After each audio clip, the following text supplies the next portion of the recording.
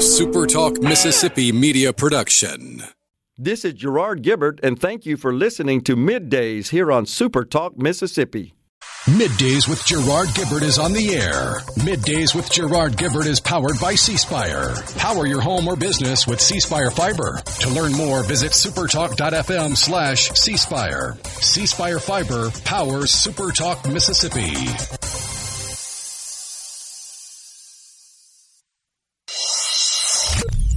Get ready to go beyond the headlines and join a meaningful conversation with people from around the state. You're listening to MidDays with Gerard Gibert here on SuperTalk Mississippi.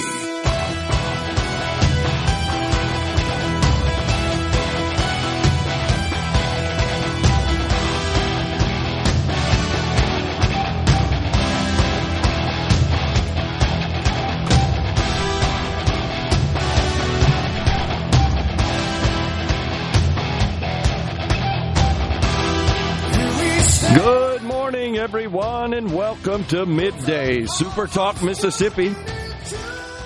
I'm your host, Gerard Gibert, along with Rhino in the Element Wealth Studio, guiding you through the middle of your day with facts, fodder, and fine music on this Friday, y'all. It's also Halloween. We're there. I saw a report this morning about the spending on Halloween. It's on up there, isn't it? Oh, yeah, because if you just buy one bag of candy, you're looking at precisely half an arm and a quarter of a leg. I was not quite an arm and a leg for a bag of candy, but if you have a lot of trick-or-treaters coming, then a bag of candy probably won't last you through the night. So, yeah, it gets up towards an arm and a leg just to have enough candy for trick-or-treat. To be explicit, it is projected to be $13.1 billion expected to be spent. Average consumer is expected to spend $114.45. Wow. 73% of Americans plan to celebrate a rate similar to prior years. The breakdown of how they're going to spend money, categorically, costumes, $4.3 billion. Decorations, $4.2 billion. And then candy, $3.9 billion. Greeting cards? I hadn't heard about that. People are spending money on greeting cards. Halloween greeting cards? You ever seen that? Happy spooky season, honey. $700 million. Okay, on Halloween greeting cards. Jeez, that's kind of weird to me. Halloween greeting card. That feels like something that's either being held together and kept alive by the oldest people in our population, or it's some quirky, trendy new thing that some subsection of the youth are doing, ironically, and it's managed to prop up that much.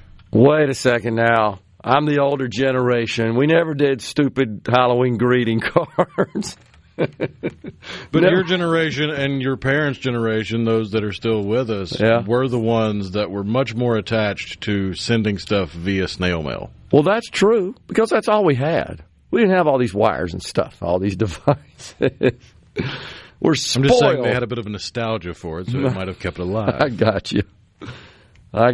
You know, it's actually still considered, talking about direct mail, one of the most effective campaign tools. That's why you still get a bunch of those bingo cards at your in your mailbox. People probably discard them, but you can't help but see it. I mean, it's pretty straightforward, simple. There's usually photos of the candidate and their family and the values they stand for and their commitment to fight for you. Yeah, I'm going to fight for you. No disrespect to all the political candidates. I'm just sharing what I observe. And honestly, if you put them all side by side, in the same party, it's the same bullet points. Like, I'm going to fight for this and that and this and that. And you come to the conclusion when you look at all that, like, okay, well, what makes you different from that one? That's a question we ask. Bullet point 7 is different than bullet point 8 on this card. That's right. That's really what it comes down to sometimes. I got you. Well, but it is Halloween on a Friday. Because candidate A has on their campaign flyers and cards no fall weddings, and the other candidate doesn't have it. So that's right. Oh, man. Most of us could probably regurgitate the talking points, though, right? That's just, it's our politics in America. And I'm not condemning here. I'm just observing and analyzing what I see. I think everybody else sees it as well. But the direct mail is very effective. It's effective as far as getting your name out there and getting exposure because, again, people will at least look at that card before they throw it away. They'll glance at it. You can't help it, when it's a It's kind of crazy that we're studying and analyzing the impact of an extra 0.75 of a second that somebody looks at something in their junk mail as compared to a sign they drive by or an email they get or a pop-up ad on their favorite streaming site. Yeah, that is true. I haven't thought about that, but that's considered effective as well. Because, to the average person, it's you're flipping through and you don't care. Same way you do as if you're driving by and you don't plan to vote. It's like, yeah, okay, candidates don't know their names. So do you think most people are inclined to look at names on signs when there's a collection of signs or one individually, or does it sort of depend on the sign, the size, et cetera? Ultimately it would come down person to person, but I think statistically you're more likely to get more engagement from a standalone sign. Okay. Because it comes down to, what was the salesman? I can't remember what he was selling, but he made the point that it was a shoe salesman. That's what it was. Okay. People would come in, women would come in to buy shoes, and they would show them a pair of shoes. And they would go, well, what else do you have? And he would come out with another pair of shoes. And then when they would inevitably go, well, what else do you have? He would say, which one would you like me to take back? Because he found out that the choices matter in decision-making, and 3 choices makes it too complicated, and you'll walk away more often than you will on 2 choices. If it's just down to 2 choices, you can probably make up your mind and he'll make the sale. If you leave it to 3 or more, you have too many choices and you just leave. I can tell you that absolutely is a principle in teaching sales, is that. Don't cloud the decision and complicate it with optionitis, multiple options. You're absolutely right. In my industry, you can imagine how crazy that can get, but because you can go in a million different directions with all the feeds and speeds and the specs and the features and functions and stuff. And that's what, you're taught. Just narrowed it down to a couple and have the paperwork ready back in those days to sign the contract. But you'll get what do they call paralysis by analysis. You just freeze up. Oh man, I got to go study this for a few weeks because I got 14 options in front of me. Yeah, absolutely, all over it. Agree. And that's like a 50, 60, 70-year-old concept. That's right. Just nothing new. Think about the way casinos have managed to micro-analyze the human brain to keep people in the casino doing the gaming for as long as humanly possible. Now think of marketing and sales and all those kind of people and all the time and effort they've put into perfecting their craft. What we're talking about was new and innovative 2-3 generations ago. There's all kind of different ways that they'll microanalyze and micromanage a sale or advertising to get it specifically to you. It's human behavior. It's people who study human behavior, and they have analyzed that to the hilt and determined what makes people tick, what makes them buy, what makes them say no. They've got that down to a science, and that's taught in really top-notch sales training programs. And now it's algorithmic. That's exactly right. It's electronic more than anything. But the same concept stuff. Somebody's got to program the algorithm. Yeah, that's right. It's just been automated to a great. It's been with AI. It's an agent, is what it is more than anything. Very powerful, by the way. And I would argue that that's another example of a technology that has allowed small businesses, one-person businesses, if you think about it, to punch way above their weight and have a footing that's somewhat close to or equal with the big guys. Whereas in the old days, unless you could afford the traditional media advertising, which is brutally expensive, you couldn't promote. You couldn't get the word out. But with all this technology, you've got access to almost the same level of tools as the big guys do for a reasonable price that you can afford as a small business. So I think all that's good stuff. All right, we're going to take a break right here. We got Dr. Dan Edney. He's going to join us at 12:05, of course. Caleb Saylor's Multimedia Journalist, SuperTalk Mississippi News at 11:20. Stay with us.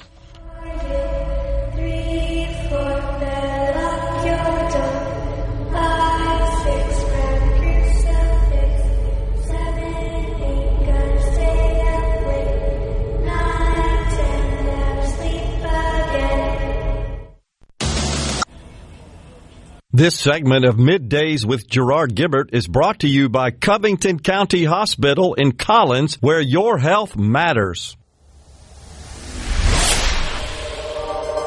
Gerard Gibert, going beyond the headlines, breaking down the stories that matter to Mississippi. Middays with Gerard on SuperTalk Mississippi.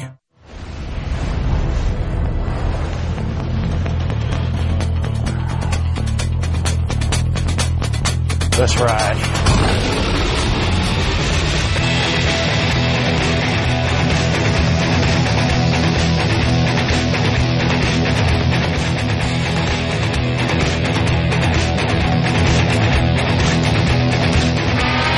Welcome back, everyone. It's Middays. Go to myelementwealth.com or call 601-957-6006 to let Element Wealth help you find your balance between income, growth, and guarantees. 601-879-4395. That would be the C Spire text line. It's wide open. Send us a text if you want to join the conversation. Looking at your markets today, the Dow up 117. The NASDAQ, last I checked, also in the green. Yep, it's up 285, having a good day, as is the S&P 500. So it's a good day because we got Amazon's earnings last night, Rhino. Blowout. So it's good news, man. I took a little bit of time this morning to just review these big technology companies and what they reported in their last quarter, because they've all been reporting in the last couple of weeks. Alphabet, Amazon, Microsoft, Apple, Meta, NVIDIA. So with the exception right now of Meta, here's what's kind of fascinating to me, and I think an indication of how strong the industry is and honestly leading our economy.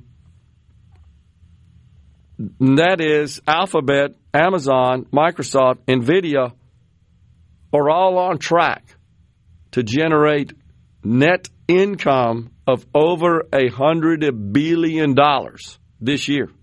Now, I remember not so long ago, Rhino, 3 years ago maybe, when Apple eclipsed that high water mark of $100 billion of net income in a year, and at the time, of course, was the world's most valuable company. You know, we were all celebrating. They hit the $1 trillion mark, and then it wasn't long after that, they hit the $2 trillion mark, and then earlier this week, NVIDIA hit the $5 trillion mark.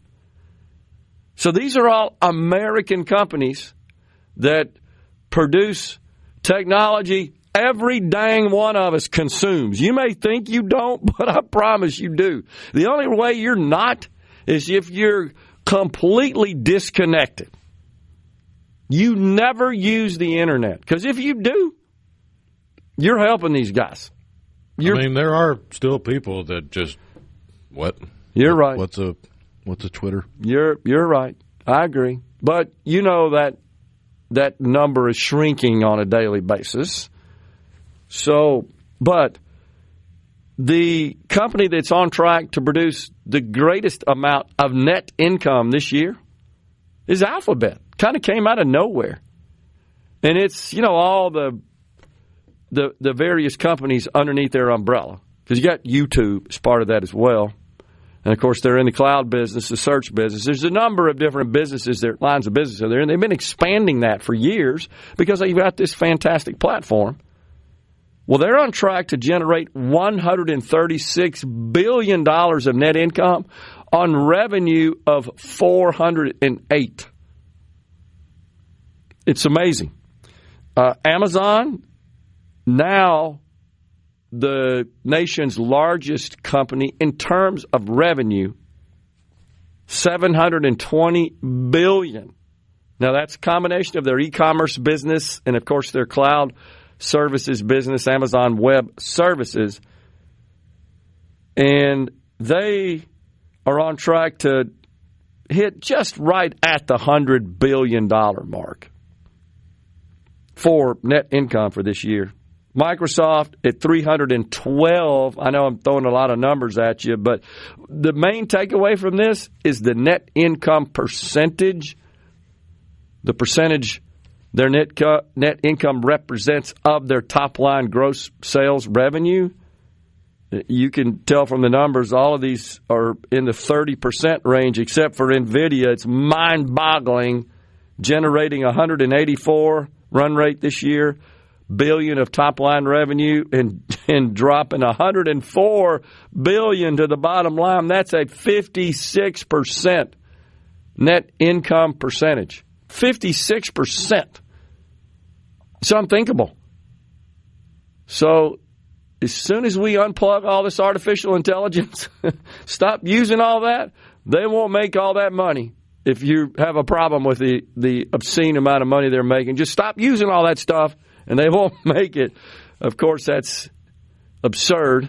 Nobody's going to stop using it. They're investing more than ever. And they told us the other day, did Jensen Huang, the CEO, at their big annual event, their conference, that he's got orders in his pipeline for $500 billion for the next 6 quarters. That's just astonishing. I know that we've talked a lot about the shutdown, of course, and as we should, because we're on day 31. It's easy to remember because it all started October 1st.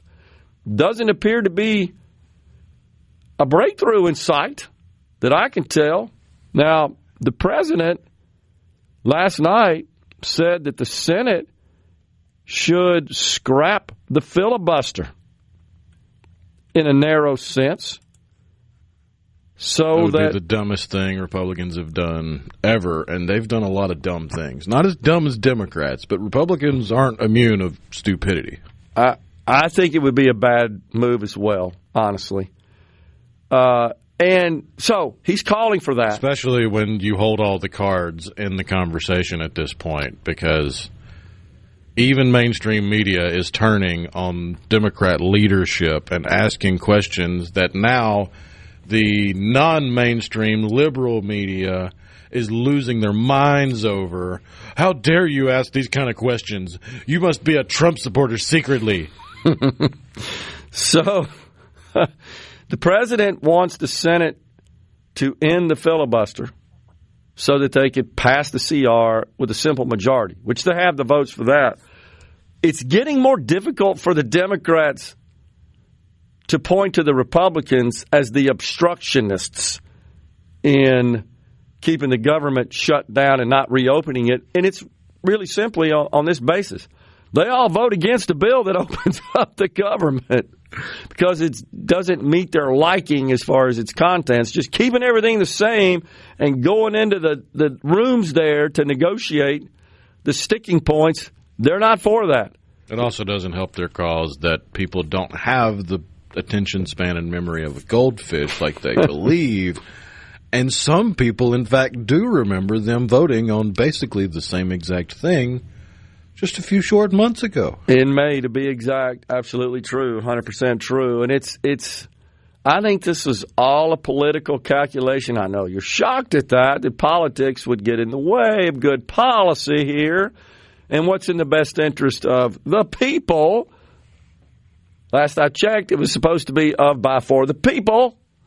And that doesn't seem to be what's happening in Washington. And that, well, it's because for as long as I can remember at this point, Democrats have been of, by, and for the government. The government, that's right. And they want you to believe that that's really in your best interest when I tell you exactly what to do and run every aspect of your life. The president said in all caps, the choice is clear. Initiate the nuclear option. Get rid of the filibuster. That was last night. He goes on to say, because of the fact that the Democrats, this is in all cap on his Truth Social platform, have gone stone cold crazy, the choice is clear. Initiate the nuclear option in the filibuster and make America great again. I don't see the senators, the Republicans, jumping on that. I don't think they're going to accommodate the president in that respect. I'm with you. I think that would be detrimental because, of course, his point is, and many Republicans who actually think we should do this say, well, they're going to do it if they can. Maybe. Also a political calculation by Trump to distance himself from the correct common refrain in mainstream media that this is Trump's shutdown. Correct. Trump is now publicly asking for something that would be stupid for the Republicans to do, but the Democrats have been clamoring for it for forever. I agree, because if they get into a position to end the filibuster, they're going to do a whole lot more. It's going to be a sweeping end, not just a narrow ending to allow the CR to pass. There's a litany of things that you'll see happen in this country if they get the House in the filibuster in the Senate and have the White House. Codifying the right to an abortion, federalizing elections, packing the Supreme Court, making D.C. a state, opening up the borders, decriminalizing crime, controlling guns. I mean, I could go on and on. This is their wish list, making everybody join a union, raising taxes to squeeze the life out of everybody. Coming right back in the Element Well studio. From the Seabrook, Gerard Gibert. He keeps his classified documents right where they belong. Inside a Journey record jacket from the 1980s. Gerard Gibert, SuperTalk, Mississippi.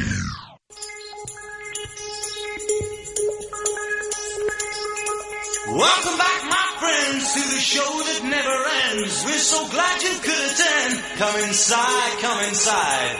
There behind the glass stands a real blade of grass. Be careful as you pass. Move along, move along. Come inside, the show's about to start. Guaranteed to blow your head apart. Rest assured, don't get your money's worth. Ladies show, it happened all right. You gotta see the show. It's a dynamo. You gotta see the show. It's rock and roll. We're back with you in the Element Well studio, the Mississippi Democrat Party. They are, of course, weighing in on this government shutdown. Yesterday, they said SNAP benefits help feed over 400,000 Mississippians, and right now, many are at risk of losing that support. The Mississippi Legislative Black Caucus is calling on Governor Tate Reeves to act by declaring a state of emergency or calling a special session of the legislature to protect access to food assistance for families, seniors, and children across our state. And they share some statistics. 58% of SNAP recipients in Mississippi are children or elderly individuals. 38% live in households with at least one working adult. They're already contributing, trying to make ends meet. Any disruption could push thousands into deeper food security. So is this not an opportunity, as is discussed often on the show? Certainly a lot of our audience has suggested that churches should perhaps step up and take a role here to feed the 400,000. I mean, yeah, but I feel like we're going to get all this fear-mongering leading up to the end of the day today and throughout the weekend. And then on Monday, people might hopefully start to realize that the memes and jokes about benefits and welfare and the first of the month and stuff like that, those are in large part jokes. SNAP is distributed throughout the month based on the last couple digits of your case number. It's not like every single SNAP beneficiary gets all of their SNAP benefits on the very first opportunity in the month. I think it's on a cycle. Yeah. Different cycles of distribution, just like you have with bills and other sorts of transactional stuff. Would normally have started going out on Monday. It's right. not going to happen, right. But that's right. Normally it would have started on Monday, but I feel like a lot of people are looking at this and they're seeing it as this giant problem that's just going to land on the plate of society come Monday, and it's, 20-30% of them in the next week will be impacted? Yeah, point is, all 42 million don't get their SNAP benefits at the beginning of the month. They Correct. don't. And the underlying reason behind that is to kind of ease the pressure on the retailers. They don't want everybody running to the stores ding, ding, ding. the day they get their SNAP benefit card. That causes a problem for retailers to manage their inventory. It makes sense. And just to deal with the traffic. So it's evenly distributed across the month. I actually think, Rhino, that the states kind of control the distribution approach. If it's like the numbers you were saying or the letter of the alphabet that begins their last name, there's things like that. That's very typical in any sort of transaction processing. Billing. I just feel like people are seeing these big numbers, 42 million Americans, hundreds of thousands of Mississippians. Within the next 24 hours, Not the true. food insecurity is going to skyrocket. Get afraid. Not a truth. And it's just not reality. Now, if, God forbid, the shutdown were to endure the entire month, yes, then all 42 million would be impacted. But it doesn't all drop on November 1st. That's the point. And so I know you're shocked that these politicians are not being totally transparent here. We've just gotten to a point where whatever the craziest rhetoric I can come up with to rile people up, that's what I'm saying, right? The truth be damned. Here's what old Robert Rush had to say. Remember, the richest 1% evade over $160 billion in taxes every year. That amount would fund a year of SNAP for 42 million people with money to spare. Remember this the next time you hear someone ask, but how will we pay for it? You're such an idiot, Reich. First of all, let me point out, I can still hear my professor, Dr. Milam, in tax class, senior tax class, saying this over and over again. There's a difference between tax avoidance, which is legal, and tax evasion, which is illegal. So Mr. Reich has said every billionaire in America is committing felony tax fraud by using the word evade. He's an idiot. This makes me mad. I know. And I'm not sure that those of us who don't know the distinction there, and you don't think that Americans need to know, honestly. You know, if you lie, if you cheat, you're breaking the law. If you're working on your tax return to figure out how to minimize your tax liability, that's legal. So the other point is, if we gotten to a point in this country that, certainly on the left, just believes, hey, this little small group of rich people over here got to pay for everything else for the entire rest of the freaking population. You got to pay for their retirement, for their food, for their child care, for their health care, for their house. Right? That's where we are. It's because their intelligence is so limited that they view the world as a sandbox. And they view the billionaires as bullies taking their toys away. Unbelievable. Without realizing that the world is much bigger than their tiny little sandbox, and you can make more toys. You just got to do it. You got to make them. Unbelievable. And this idea, this is the other thing that really aggravates me. This idea that, well, we can't have this and just fill in the blank, right? Whether it's SNAP or health care, like I said, or housing, just fill in the blank. Can't have that because we gave tax breaks to billionaires. That's just horse hockey. I wish our Congress ran like that. Hey, look, this is all the money we got here. We can't spend more than that. Therefore, somebody's going to have to do without. I wish they did that. The truth is, they don't care. If they cared, we wouldn't have $2 trillion deficits and $38 trillion in debt. That never enters the equation. I know I beat this point to death, but every day I get mad because, no, it's not an either or. That's never been the case. You want to make it sound like it because you demonize the most successful affluent in the country.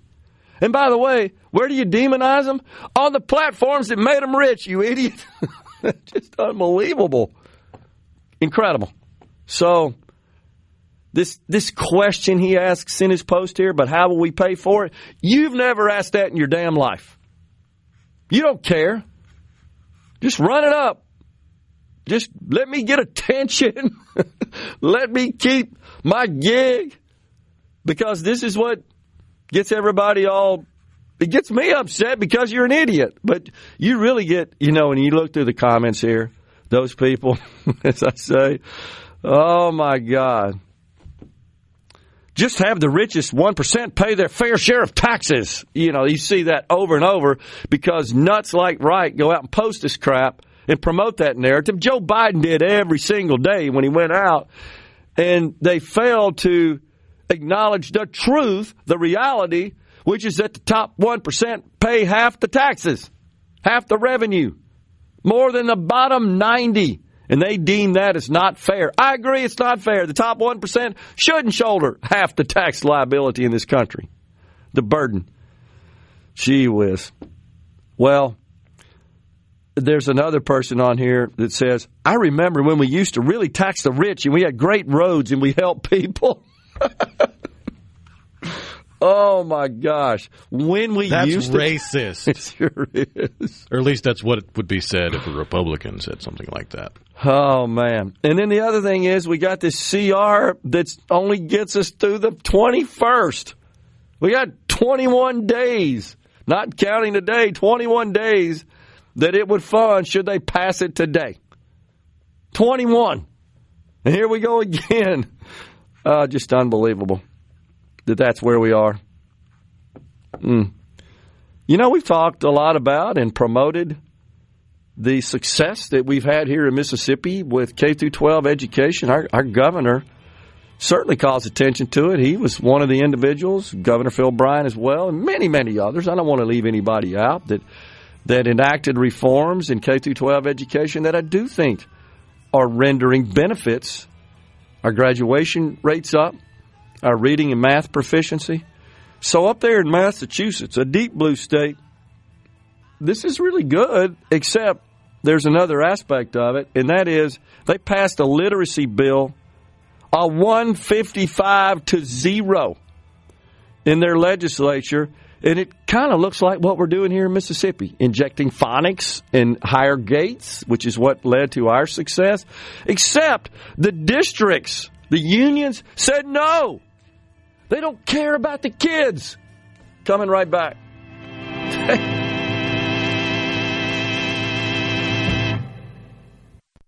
Covering the stories that matter most to Mississippians. Gerard Gibert. Middays with Gerard. SuperTalk Mississippi.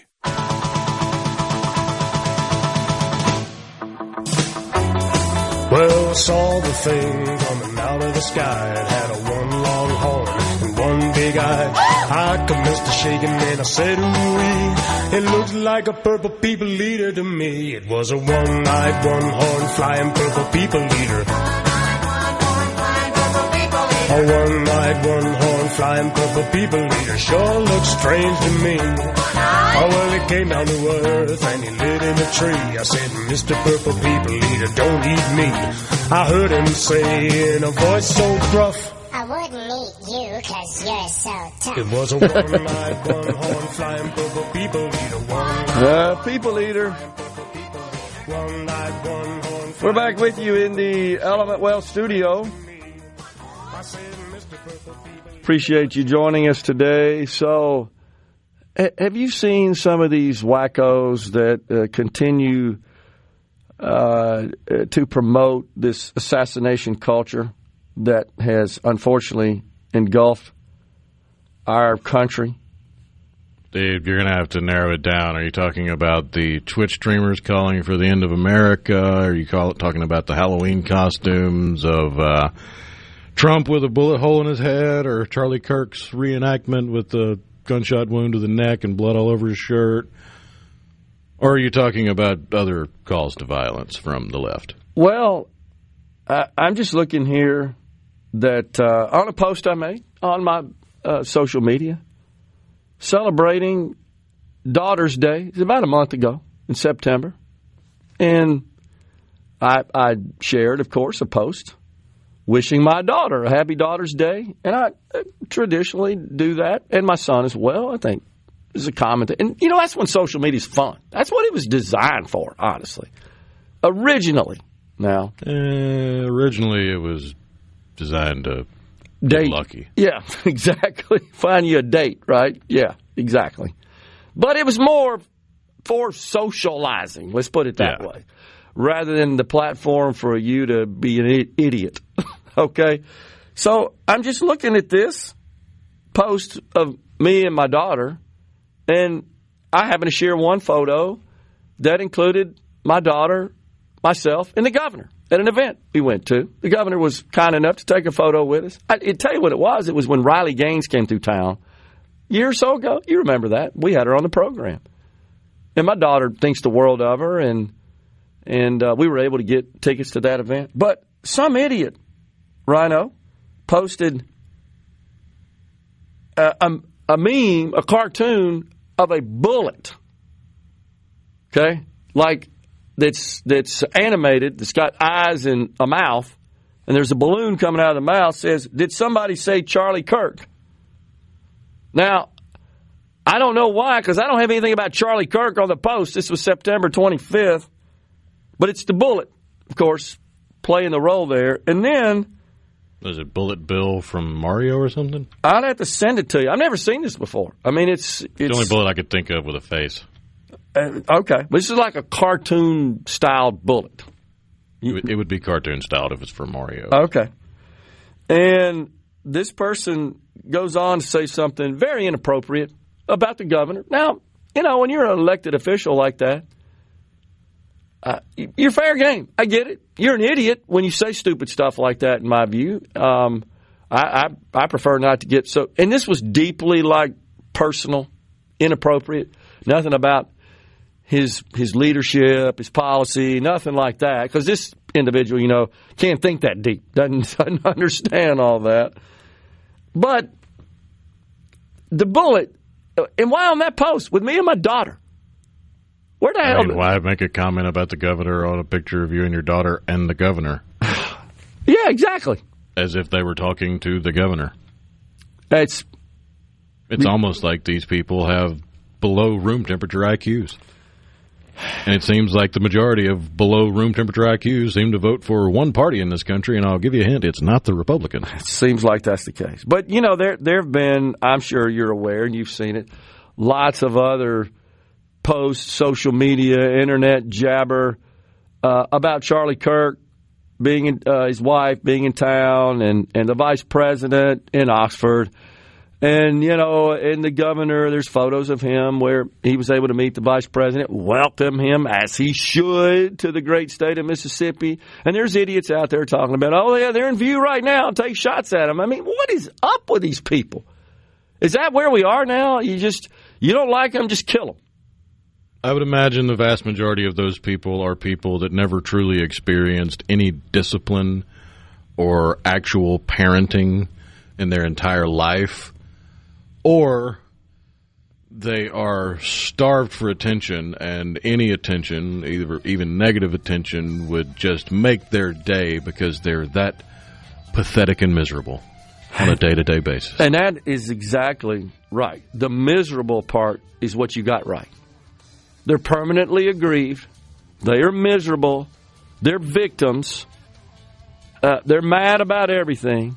Never smile. Never happy. Can't get to that point. I mean, like they mire in it, right? And now they've taken that to the next level, which is, let's just go out and kill people. It's unbelievable to me. Moral decay. Brought to you by the Democrat Party. Yeah, so they don't help to suppress it. I totally agree. In fact, to a great extent, they promote it. They'll say they don't, but they're lying. Speaking of liars... Jay Jones is still running for Attorney General in Virginia. Unbelievable. And he wishes death on any Republican. You're right. Fox News, SuperTalk News next. Stay with us. Coming right back. Hour of Middays with Gerard Gibert is brought to you by the Mississippi Business Journal. Visit msbusinessjournal.com. Scott Coopwood, publisher and president. And now, another hour of the talk that keeps Mississippi talking. Middays with Gerard Gibert. Begin your transition now. Now on SuperTalk Mississippi.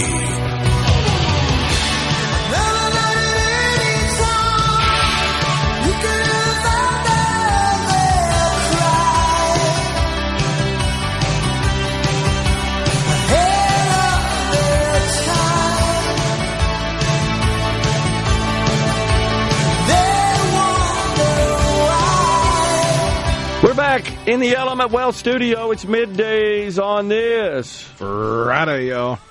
We're going to be in Columbus on Wednesday at the Columbus Convention and Visitors Bureau in downtown Columbus. We'll talk about upcoming events, including the Christmas open house and Wassail Fest. Did I say that right? Wassel. Okay. There's an I in there, but I guess the I maybe is a little bit silent. And we look forward to seeing you there. So, next Wednesday in Columbus, Ratchet Entertainment Group turning up the energy this fall with football Friday nights in Oxford. Tonight, Halloween night, in the eve of Ole Miss versus South Carolina, the Molly Ringwalds return to the Lyric. They'll take you on a wild ride through the biggest hits of the 80s with one of the most fun nights you'll ever experience. Get your tickets now at OleMissConcerts.com. And Steve Azar on In a Mississippi Minute with Steve Azar today. He's got Ricky Matthews, SuperTalk Outdoors host, Ricky Matthews. So I was talking in the last segment or the last hour about Massachusetts passing legislation to really change the approach to educating children to read. And it passed 155-0. It didn't get a single opposing vote. But the teachers' unions are apoplectic about this. They say the bill will undermine tailoring instruction for all of our students and a variety of learning styles and the variety of type of students we have. So all of us that learned how to read using phonics, vocabulary comprehension, as I recall, read and then explain what you just read, that we all failed? That didn't work? Are you kidding me? It's when we stopped doing that. We ended up with people graduating from high school that can't read and write. Unbelievable. But, the education lobby and the education establishment, as we well know here in the state of Mississippi, is powerful. And I'm telling you, going down to the Capitol during the session here in Mississippi, when the subject of school choice comes up, those legislators are getting blown up by educators and the education establishment who are all about protecting their fiefdoms. And that's exactly what's going on here in the Bay State of Massachusetts. Except the good news is, you know this, most of these teachers, they lean left. Massachusetts, one of the most liberal enclaves in the nation, and they're on opposite sides on this deal. Wow. maybe common sense will prevail here. And I think it's one of those deals where you just tell the teachers, get your butt back in the classroom and teach. Or we're going to find somebody that will. Man, oh, man. I mean, you got to pass a law to change the curriculum so kids know how to read words. That's really what this is all about.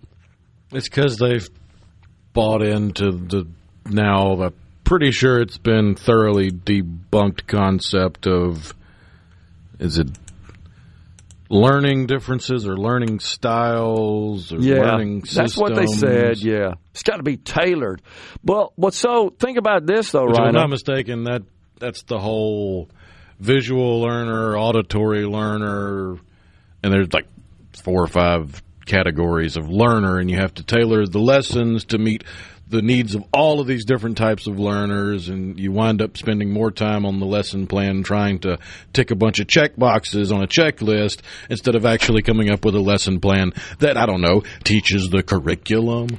Well, isn't that something, because isn't that the core premise of education freedom, allowing parents and their student children to select the education setting that they believe as a family best suits their learning style?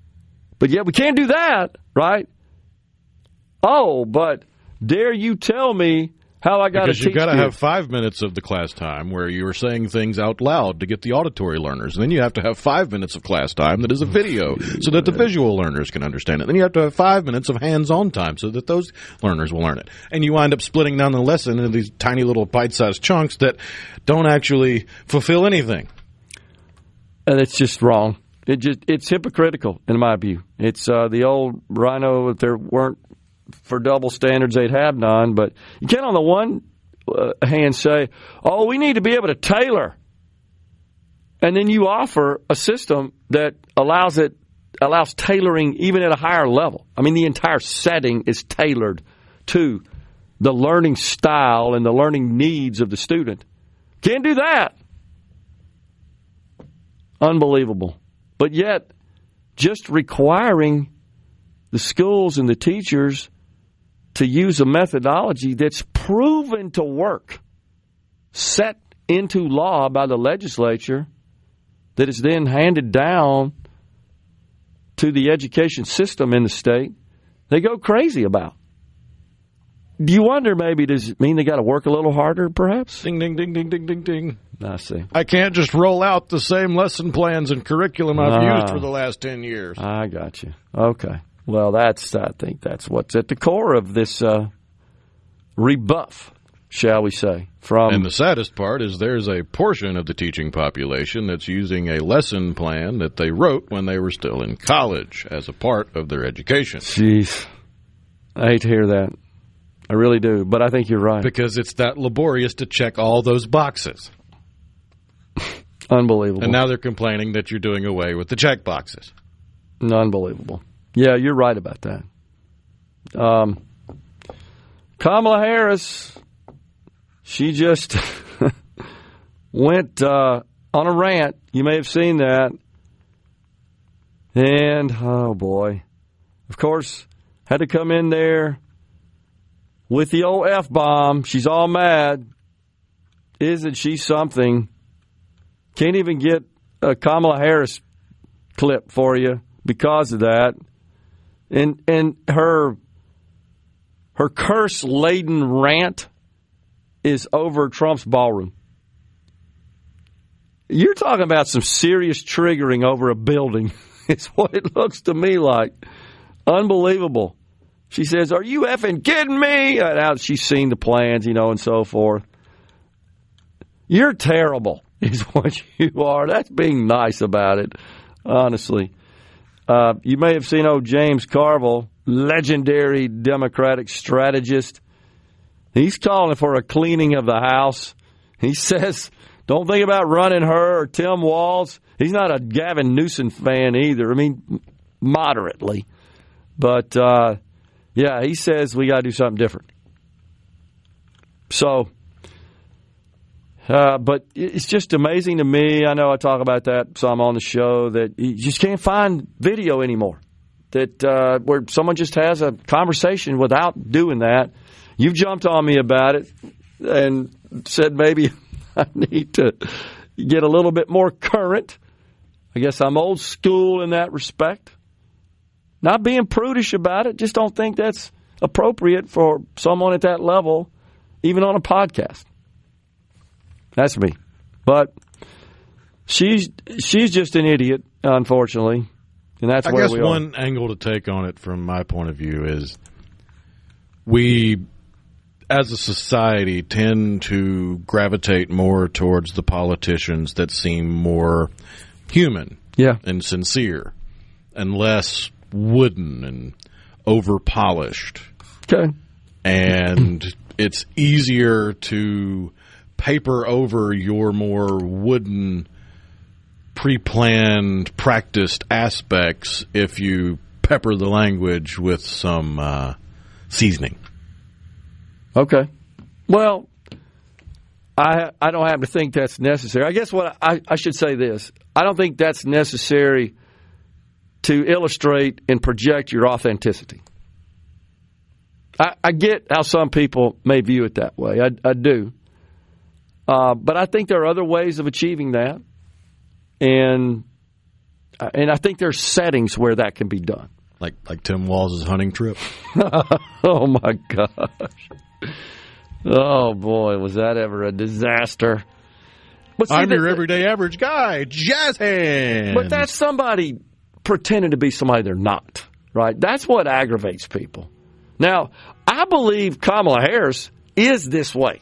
I think that's her personality. Haven't we seen all kinds of reports from her staffers that say she's insufferable, difficult to work for, arrogant, elitist, condescending, all the above? And perhaps that manifests in this interview she had. And the fact that it doesn't seem that she's been sober since she lost. Well, I think that's true. I think you're right about that. But I don't know. It's just terrible. Hey, this is Days with Gerard. Good for America. Good for fans of justice and truth. Good for us. SuperTalk Mississippi. This is what we stand for.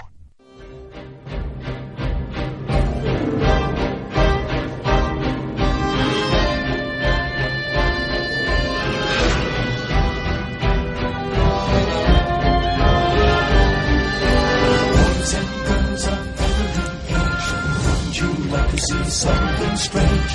Come with us and you will see. It's oh, Lord. This is Halloween. Everybody make a scene. Trick or treat. Tell the neighbors gonna die. All right, we're back with you in the Element Well studio. It's Caleb Saylor's Multimedia Journalist, SuperTalk Mississippi News. All right, the big news, Caleb, that we're tracking and that really shook up Mississippi a bit yesterday is this arrest of an apparent alleged drug ring, an operation being conducted by law enforcement officers across a region in our state. A bunch, right, involved in this deal. What's up? Yeah, I want to give a quick disclaimer of what Rhino, I think the SuperTalk News Chiron might be scarier than the Halloween music you were playing. So I was like, I'm not scared right now. Normally I'm like trembling. I'm like, I hear bong, bong, bong. But no, big story out of the Mississippi Delta, a multi-year FBI investigation into what's alleged to be corruption. Officers at the highest level, too. I mean, two sheriffs that were elected sheriffs of two Mississippi counties are two of the more than a dozen that have been arrested, linked to kind of allegedly aiding and abetting drug trafficking in the region, helping drug traffickers go through their counties safely and securely. And usually they were saying they were going into the Memphis area to transport the drugs to and fro.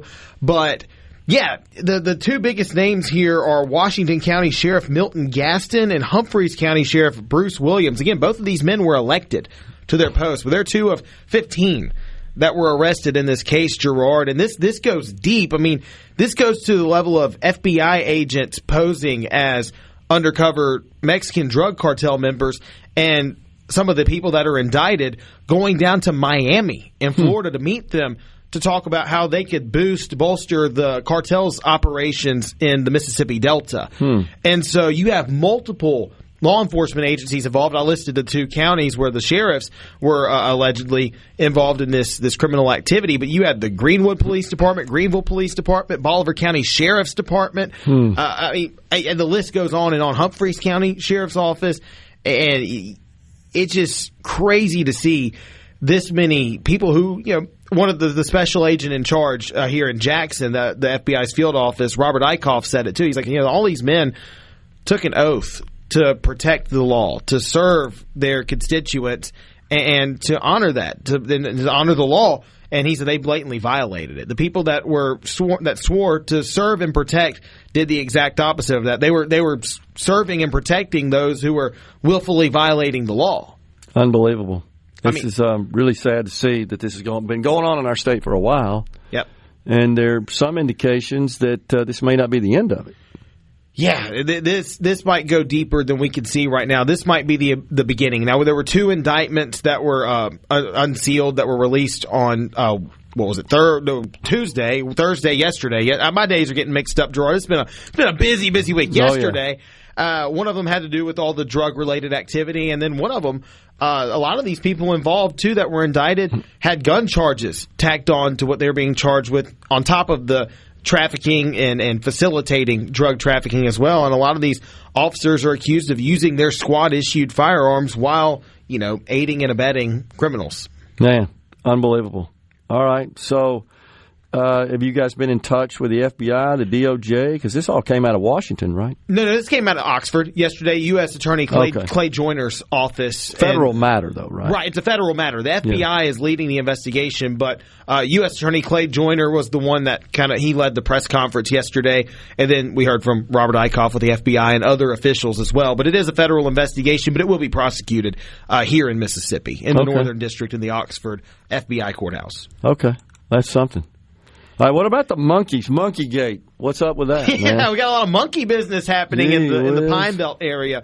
So I want to clarify something for our listening audience. A lot of people were confused when they saw Tulane University was mentioned in this. There were monkeys, 43 rhesus monkeys being hauled from Tulane University, one of the testing facilities there, to Florida.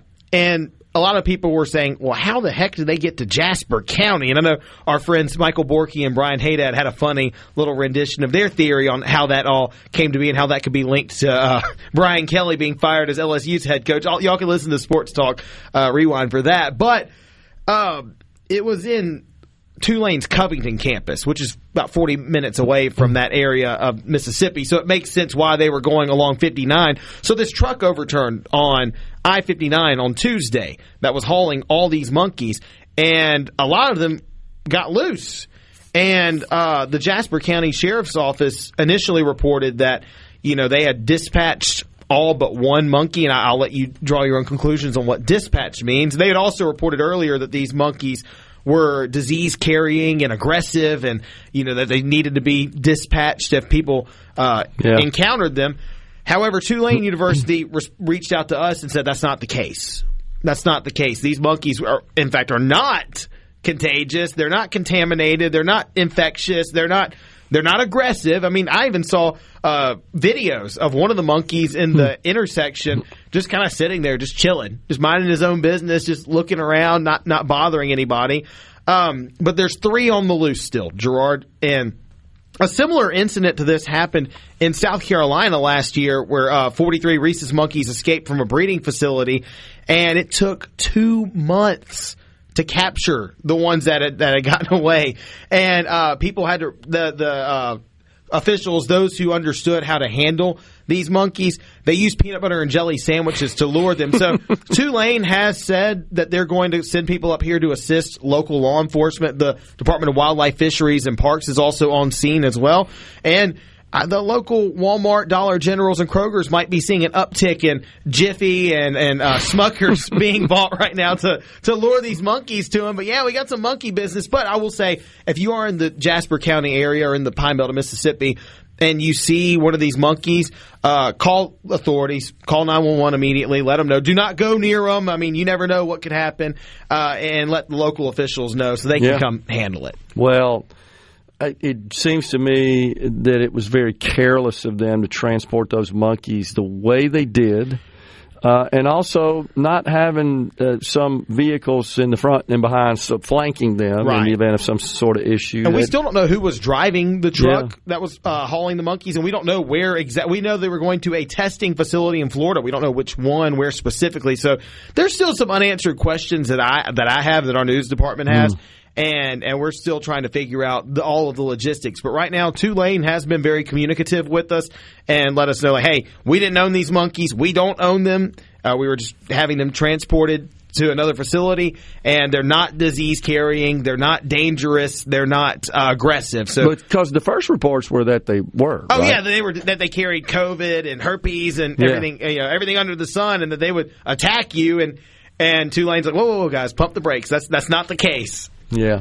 Well, it just seems like there was a lack of communication, too, between entities there. That there was a big communication barrier that probably could have been resolved earlier to give the general public a better understanding of what happened, because there could honestly be more living rhesus monkeys right now if I guess if there's better communication. I got you. Well, the GIFs and the AI generated video content are absolutely hilarious. Like Ring cameras with a monkey crawling up on it. And I saw a person with a monkey on his shoulder. He's like, what do I need to do with this thing? Jerome, we had something really cool happen Wednesday night here in Mississippi. You were in attendance. I was in attendance. Tell us about that. The Vice President of the United States, J.D. Vance, which, regardless of your political affiliation, it's pretty cool to have the Vice President of the United States. Absolutely. Not only in our state, but on a college campus, too, at Ole Miss. Really big event with Turning Point USA hosting its This is the Turning Point Tour event at the Sandy and John Black Pavilion. I know you talked about how you know the Blacks. They're great people. Folk, the Black family. Yeah, good Mississippi people. Good family. I know Sandy and John. I've talked to them several times. Great folks. But it was cool to see a lot of students, thousands upon thousands of them show up for something that wasn't sports related, that wasn't a concert, that wasn't entertainment driven. It was to learn something, and they did learn. And Erica Kirk spoke in depth. JD spoke in depth, honoring the life and legacy of Charlie Kirk. I thought that was one thing I took away, was they really wanted to hone in on how important of a figure Charlie Kirk was in the youth movement. Very emotional. It was very Erica emotional. Was. Yeah. Of course, you would expect that. I mean, that was his spouse, and she she lost her husband, and and it was cool to see young people learn about, how influential this movement was. And I think it might have steered the presidential election one way last year with how influential he was in Arizona and Pennsylvania, et cetera. But really cool event. And it was cool for me to see the vice president in person. Yeah, I thought it was pretty cool. And, of course, Gerard Gibert in person as well. Oh, yeah, that's big, man. No, it was well attended. It was so... I think gratifying to see the arena, the pavilion, full of students that all came out to hear the JD leading message. the hottie toddy chant. That was great. Man, that place got loud. I think we may see that tomorrow. Yeah, kick off the hottie toddy. Big game for the Rebels, 6 o'clock tomorrow night against South Carolina, and playoff hopes are still alive for Ole Miss. Amen. Yeah, absolutely. Caleb Sailors, everybody, multimedia journalist, SuperTalk Mississippi News. Coming right back.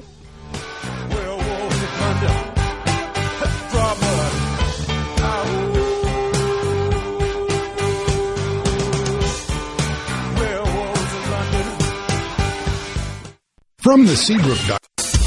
Now back to Middays with Gerard here on SuperTalk Mississippi.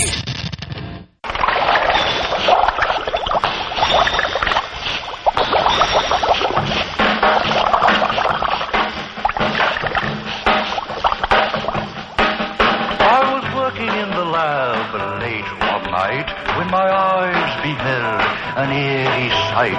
For my monster from his slab began to rise, and suddenly, to my surprise, he did the mash. He did the monster mash. The monster mash. It was a graveyard smash. He did the mash. It caught on in a flash. He did the mash. He did the monster mash. Well, that's a staple, isn't it, for Halloween there, the old monster mash. What's his name, Bobby?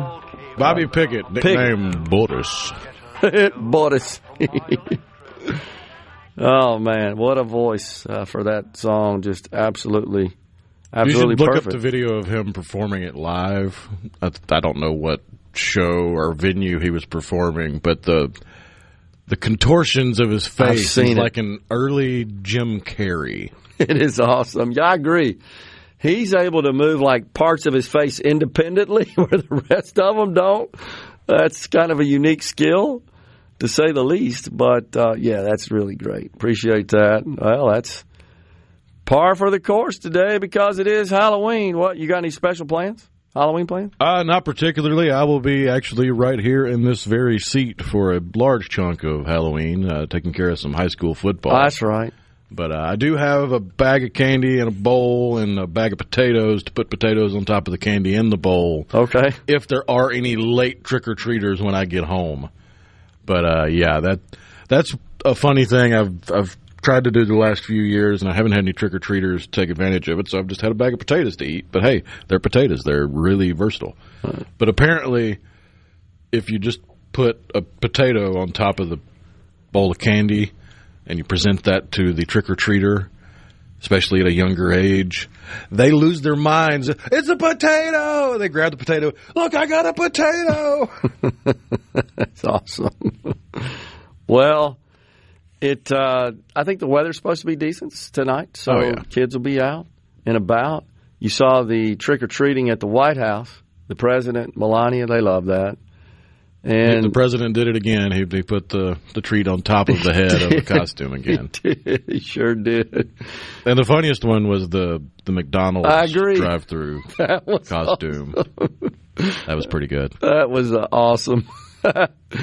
Oh, man. Was that a brilliant political move or not when he went and worked the drive-through window at McDonald's? And that's another one. All brought on by Kamala fan photoshopping Kamala's face on a picture of somebody in a McDonald's uniform from the 80s, and it got a life of its own where Kamala said she worked for McDonald's, and McDonald's doesn't have any info on her working there, but her friend remembers her working there. So then Trump's like, well, I'll just go work a shift, or quote-unquote work a shift. He wasn't really working. It was a big photo op, but it was a great photo op. Oh, man. That was awesome. I thought that was brilliant play on their part. So we should also point out that at the same time, the Turning Point USA event was erupting in applause and affirmation there at the pavilion, the Sandy and John Black Pavilion, with the vice president and the widow of Charlie Kirk, Erica Kirk, addressing some 9,500 that were in attendance. There was a counter event across campus with former Senator Heidi Heitkamp, and I didn't know Representative Ro Khanna was in town. He's been on the program before. I didn't know if he made an appearance or if he was by video or what. Okay. But I did see that he made a statement. Yep. So they had about 100 people. Yep. It turns out there, and they also had some sort of drag queen event as part of the. Well, that was the after party. It was drag queen bingo. Okay. Well, of course that's obligatory. Well, yeah. If you're going to have a social event, you got to have drag queen bingo. If you're a loony Democrat, they don't get it, do they? They continue to lean into that crap. Incredible. Well, some of them. It seems like there are some on the left that are now using what others on the left would consider homophobic and transphobic language when talking about those on the right. That's true. Well, that was like a big dud, is what I would say. 100 folks show up for a counter event. There are certainly more than 100 students that lean to the left and are Democrats. Well, there's more than 100 faculty, probably. But what a great night it was. I did see our good friend Stephen Scoltetti, chair of philosophy and religion, and also runs the Declaration of Independence Center for the Study of American Freedom. He's been on the program not so long ago, right? We got to get him back on and get his take. But I saw him right over. He was a couple of rows behind me, and he was beaming the whole time, as he should be. And the local president of the chapter at Ole Miss, of course, recognized him for his efforts. He had a huge part and huge play in this. And, of course, spreading the message of freedom there in the heart of campus, which is a good thing. Bryan Hall, right on the circle next to the Lyceum. Kind of sticks out a little bit. Certainly, he's an anomaly. Being a professor of philosophy and religion, you don't see that very often. He is absolutely a cherished asset at the university and in the state, in my view. He's espouses the values and the views that we do, honestly, on this program. He's a conservative, believes in our founding documents and the adherence thereto, and believes in the value proposition of conservatism and all the benefits that it delivers to society. We missed an alternative for the uptick in greeting cards being sold around this time of year from Jason in Starkville. Yeah. Said, or they could be anniversary cards for people that got married around this time, like himself. Oh, okay. So happy anniversary, Jason. Yeah. Well, the report I saw, it didn't make that distinction. It just said greeting cards for Halloween. So that makes sense. Yeah. Happy anniversary, no doubt. And someone else pointed out to us that, yes, tomorrow, November 1st, is a Catholic feast day, holy day. It's All Saints Day, I believe, right? I think I got that right. As a practicing Catholic, I should know that. But and my daughter. Yeah, don't ask me. I'm not the Yeah. Yeah, it's All Saints Day. Yeah, that's what I thought. I wanted to make sure I got that right. So the solemnity of All Saints. It is a holy day of obligation, honors the saints. And that's where Halloween comes from, because it's All Hallows Eve and all that kind of stuff. That's right. And, of course, Mardi Gras, the last big blowout before Lent, Ash Wednesday. So, yeah, that's kind of how the liturgical calendar works, as they say. It would also be the birth date of my daughter tomorrow, and then my wife next week on the 5th. So tomorrow is my daughter's birthday. Remember it, as they say, like yesterday. It's something you'll never forget. And my wife had to be induced. They said, yeah, show up on November 1st. We're going to get that baby out of there. And they let you, of course, we fathers, husbands, prospective fathers, at that point, was in the birthing suite with her, and it was freezing cold. It happened to be a very, very, very cold day here in central Mississippi on November 1st, unusually cold. And, of course, Julie's sweating because she's pushing that baby out. It don't matter how cold it is. And we still laugh to this day. I had my parka on in the room. I was freezing. Oh, man. But never forget that, of course. So happy birthday a day early to my precious daughter, Alex, works at Child Protection Services. So Dan in Hattiesburg says his daughter will be celebrating her 21st birthday tomorrow as well. Oh, that's awesome. Happy birthday. So, Rhino, this is incredible. So, Ryan Miller, who, of course, works in economic development in Oxford, said, if someone doesn't write a song about these monkeys in the style of Ray Stevens, we've missed a huge opportunity. That's great, Ryan. I agree. Of course, it harkens back to the streak, right? Oh, I was thinking more the Mississippi squirrel. Oh, the squirrel, the day the squirrel went berserk in the first uprighteous church. You're right. I forgot about that. A sleepy little town. I was thinking about the streak. Of course, he did a bunch of them. But the day the monkey went bananas. Yeah, exactly. Oh, that was all the rage back then. You're right. If they were somewhere near Savannah. Okay, gotcha. I'm not a freestyler. I can't rhyme and rap on the air in real time, sadly. Not a skill I was blessed with. I hear you. So, some folks are taking note of the fact that 11 U.S. companies are going through some mass layoffs right now. This was kind of unexpected. One of them, UPS. What did they announce? 48,000, I believe. Yeah, that they're letting go. Amazon said the company had 30,000 job cuts on the way. Documents have leaked concerning that. They just released 14,000. Intel as well, cutting its global workforce by 15%. Accenture, my old employer, that's just shocking, fired thousands of employees last month. 11,000 cuts. Man, we're stepping aside and coming back with the final segment of Hour 2 of Middays. Stay with us. Poly up a miss. You're listening to Middays with Gerard Gibert, here on SuperTalk, Mississippi.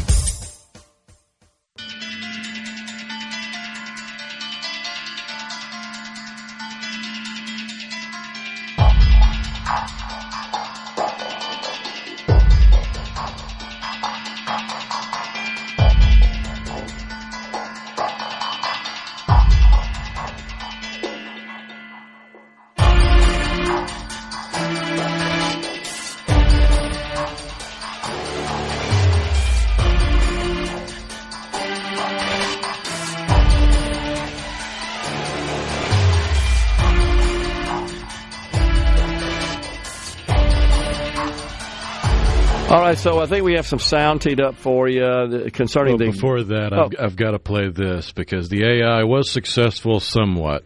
This is what we're talking about. Like, I told the AI to make it Ray Stevens style, and they assumed that meant country. But I did get AI to write a song about the monkeys. So here's what AI came up with. Banana crate shattered on the blacktop rain. Florida bound, but the sky spoke pain. Truck flipped over like a domino chain. Now the highway's ours, we're kings again. Sirens wail, but they'll never catch me stealing peaches from a roadside tree. Mississippi moonlights our getaway free. Tail wrapped tight around my liberty. Highway 59, monkey run, Paul slap, hot tar, neath the southern sun. That's awesome. That was fantastic. That's actually pretty good. That's not bad. It captured the spirit pretty well, and it kind of had melody and an accent that sort of fit the situation. That's good, man. Well, it must have not been too complex to prompt because you didn't spend much time on that prompt. I mean, the hardest part would be if I were really trying to really optimize the lyrics, I would have had to generate them a few more times. Yeah. Because that was just one pass through, and that's how you wind up with stuff like peaches, which we're not really known for peaches in Mississippi, but it thought of the South and thought of peaches because of Georgia and stuff like that, where you could tweak it, but yeah. Yeah, absolutely. Yeah. So on the C Spire text line, Stephen Pontock said the Republican Party has tried to get a single-issue funding bill 15 times, and the Democrats have shot it down. Well, are you talking about the CR, Steve? I think we're at number 13. As far as single issue, no, the House Speaker, Republican, said he won't support that. The normal order, regular order as it is described, is 12 bills that fund the various functional areas of the discretionary side of federal funding of the government. But, yeah, I think 3 of those maybe have passed the House, been transmitted to the Senate. They go nowhere. That's why we're in need of a continuing resolution that says, hey, while we negotiate all this, let's just get the government open and keep, just like it is, keep funding and appropriating, and unless Congress acts, all of the various recipients of those funds are on hold. That's where we are, kind of. So, all right, so Janelle Bynum, right, is a rep in the U.S. Congress, and she did a little media interview where she is trying to describe why she voted against opening up the government. Here we go. They did have a clean CR vote on September 19th in the House. Did you vote for it? I disagree with your characterization. and want to make sure that we're very clear about what Republicans have been doing. Any bill that they've put forth, they've always had some extra stuff to it. There's always been a poison pill to it. So I disagree with your characterization. What were the poison pills of the clean CR or the continuing resolution? You say it's not clean, that was voted on in the House in mid-September. Here's what's important. I think what you're trying to do is shift the responsibility to Democrats. Oh, my gosh. So she really can't speak about it in any meaningful, substantial way because she's pretty shallow. I think it's clear there. Oh. And then next week we got Zoran Mondani, who still leads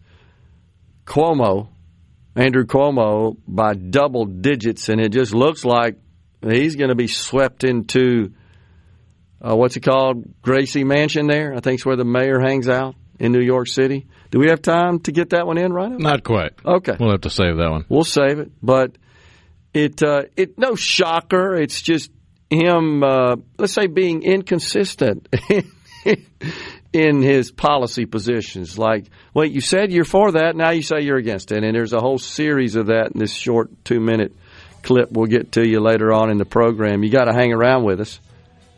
We got Fox News SuperTalk News next, and then it's Dr. Dan Edney. He's the state health officer with the Mississippi Department of Health. We'll get an update from him. Stay with us. Coming right back.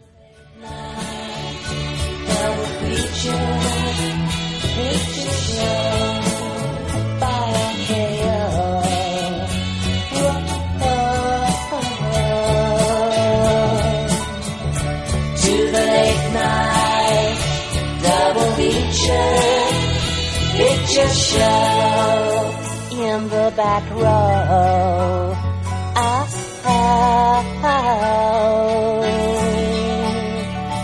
To the late night double feature picture show.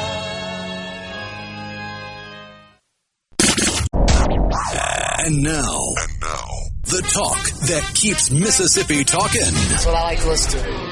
You're listening to Middays with Gerard Gibert. Here on SuperTalk Mississippi.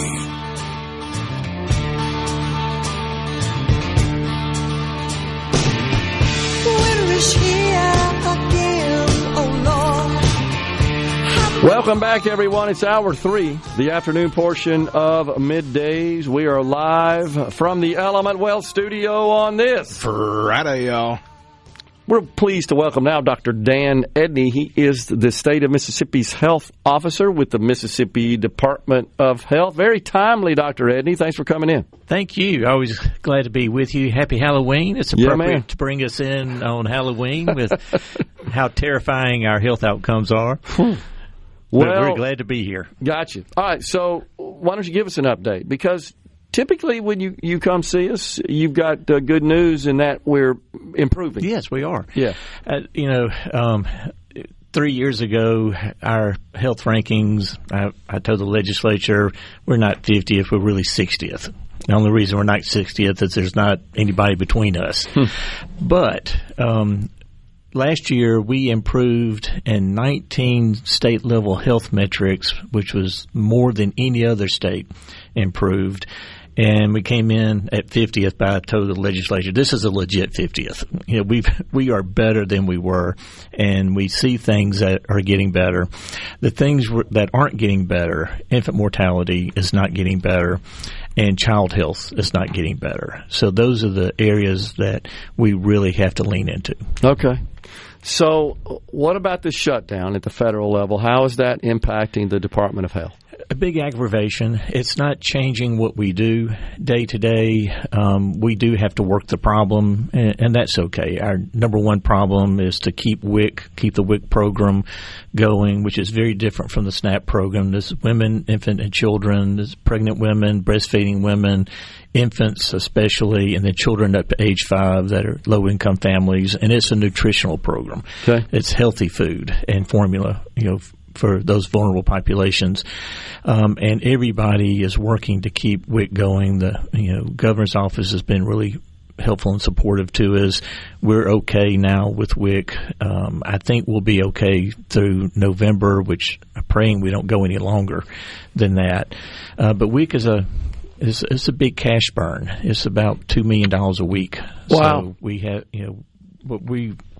we have our contingency plans in place where WIC will be okay. And then about, not quite half of our workforce is federally funded. So we've been working hard to cover payroll and not to furlough our full-time state employees by managing contract workers and things like that. And so we're doing okay at the Department of Health. I think we'll get through the shutdown without any severe disruption. I thought at one point that the Department of Human Services administered the WIC program. They administer SNAP. Okay, but not WIC. Not WIC. Okay. But WIC in most states, WIC is at their departments of health. Okay. All right. I wasn't aware of that. I did know they administered the SNAP benefit program and the TANF program as well. That's right. Completely different, but yeah. Okay. So, but I didn't realize you had staff that were federally funded. So, is that typical across the states? It is. Public health has a huge component of federal funding. 3 years ago, 80% of our budget was federally funded. I've been working through improving our side of the street. The state's doing better supporting us. We're doing better generating revenue and controlling overhead, as I've shared with you before. And we've gotten our dependency down from 80% down to about 65%, which is helping us tremendously right now that we're not so dependent on those federal dollars. Okay.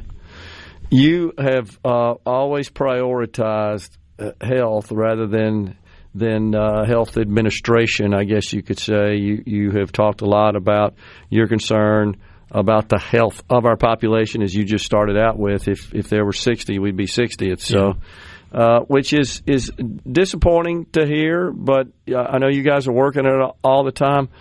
What do we need to be doing, Dr. Edney? How do we get off the bottom in this category? Well, those improved population health metrics that I noted, one of the big ones that helped us a lot on our scores related to closing that insurance gap. That's been such a hot topic of conversation. And we've done a really good job, using marketplace plans to close that gap. And we'll see what Congress does with those subsidies, because that's really what closed the gap for us. But, the legislature's been having hearings related to insurance and how the population needs to be covered with insurance. And, there are things we're not taking advantage of, like ICHRA. That for especially beneficial for small business owners to provide health benefits in a way that they can afford that makes sense. So there are things that whether we're going to do a state ACA exchange or not, which gives states a lot more flexibility. The insurance commissioner is looking at the old high risk pool plan and how can that be retooled to try to close that coverage gap. We're a solid non-expansion state for Medicaid, but there are other alternatives. And I'm proud that the state is looking at all the options to make sure that those who are working hard for a living have access to health care through insurance. Yeah. The goal, of course, has always been to, I believe, to ensure that everyone does have some way to pay for their health care, and that typically is done through insurance. And I dare say if folks don't have insurance and don't have the means to pay out of pocket, they probably avoid health care. Absolutely. And access to health care is complicated, even if you have insurance, depending on where you live, what kind of work you do. But without insurance, it's really hard to access it. I was speaking to Rotary Club yesterday and was asked the same question because I just used the example of what we've done with education and how far we've improved our education outcomes. And they said, well, what is it going to take for health? And I said, well, you have to remember children must be given access to an education. That the law requires it. Right. But people do not have to have access to health care except emergency care by law. Yeah. So it's apples and oranges. But if we did it in education, there are solutions to get us there in health, and looking at all the options, improving our infant mortality. We've got a lot of really strong programs that I think are going to move that needle. That helps our outcomes. But, when we got the kids count report that showed that we're 16th in education, it showed that we were still a solid 50th in child health. And, we can't educate our children and not keep them healthy as well. So we have a comprehensive child health roundtable that's working right now, looking at what are the things that we can do. And the biggest thing we can do, it's not going to help my generation and your generation, but it will help my grandchildren's generation if we will work to have legitimate health promotion K through 12. And really start teaching just fundamentals of how to be healthy and what being healthy looks like. Many of our children have never had it modeled in their families, what it means to be healthy. So the governor reinstituting the presidential fitness test, I think, is really helpful. His applying for the SNAP waiver to make SNAP cover healthy food is a huge step in the right direction. And we're working with the Department of Education of how does health promotion K through 12 need to look in a way that does not stress the teachers, can be fun for the kids, and by the time they graduate, that they understand some of the basics of health, just like we did with seat belts, just like we've been doing with smoking cessation, nutrition, exercise, weight control. Safe driving. We all had to go through that, yeah. right? And we got driver's ed back. Got driver's ed back. I think that was which is good. I think that was really, really smart. Yeah. The biggest metric that's worrying me now outside of infant mortality, Gerard, is childhood obesity. We're now about 42% of our children are, definitely overweight to obese, and that is very dangerous for the health of our population. We run about 34-35% obesity rates total population, but when you look at the kids, their rates are higher than the rest of the population, and our rates of diabetes have been going up, hypertension. It's all, I think, related to the obesity issue. I know that obesity can be a factor in driving those two conditions, right? Absolutely. Big time. Number one and cause, that can be fixed, right? If you just lose weight. Absolutely can, which is what I think the mainstay of health promotion is, getting kids active again and teaching them, water is okay. Water's not going to kill you. It doesn't have to be Kool-Aid. It doesn't have to be Coca-Colas. Stay active. Here's some basic ways to eat that will help you not die when you're 50. So, are we not teaching that now in the schools? No, we have the mandated health education class for graduation. We're talking about remodeling it to give us 10 minutes a day in homeroom for health promotion. Makes sense, yeah. And there are platforms that are actually fun for the kids, and it just teaches them on an ongoing basis, just snippets of health promotional education. You can hang around. Let's talk some Absolutely. more. Yeah, we got Dr. Dan Edney. He's our state health officer here in Mississippi with the Mississippi Department of Health. We're coming right back. It's Halloween.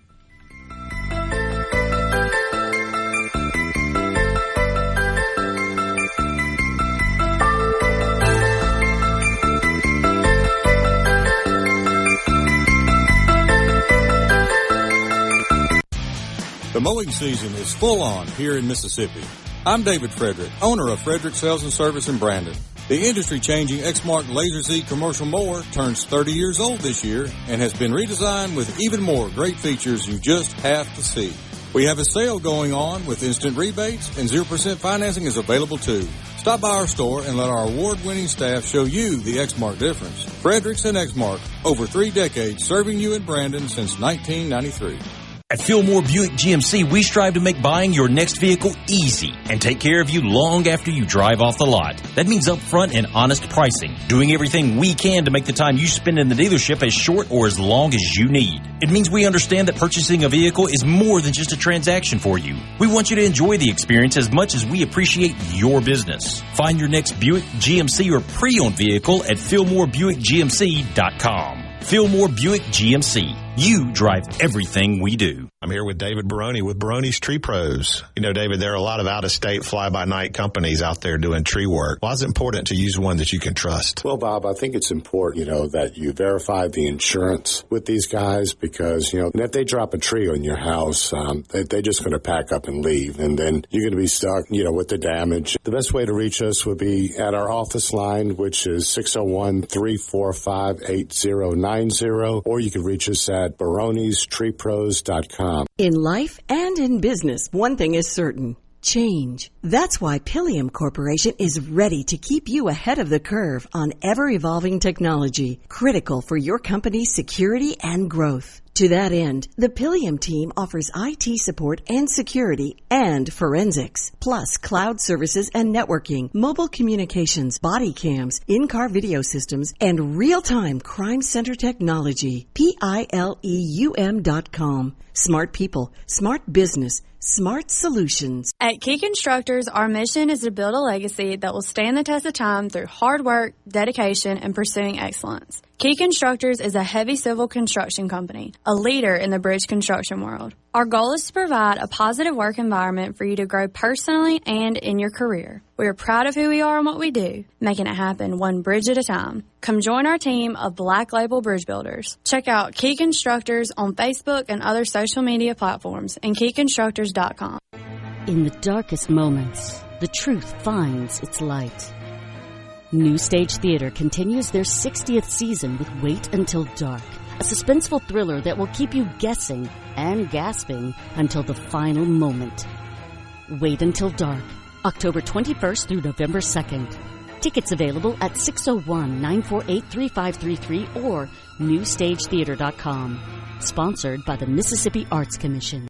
No talking points and no spin, just the truth as we cover the news. That's what you get with me. It's Eric Erickson, weeknights starting at 9 p.m. right here on SuperTalk Mississippi. You're listening to Middays with Gerard here on SuperTalk Mississippi.